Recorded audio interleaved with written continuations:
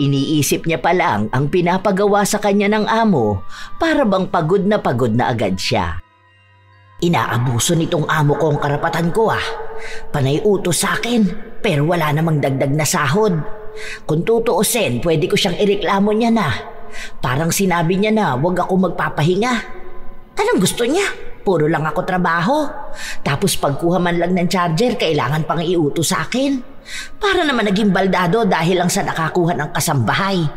Ay, bahala siya. Madalas naman siyang wala sa bahay kaya makakapanood pa rin ako. Kasambahay naman ako, hindi nila ako alipin. May karapatan pa rin ako magtrabaho kung kailan ko gusto. Wala naman siya magagawa kapag nireklamo ko siya. May batas naman sigurong magtatanggol sa mga kasambahay na gaya ko. Iniisip niya pa lang ang pinapagawa sa kanya ng amo para bang pagod na agad siya.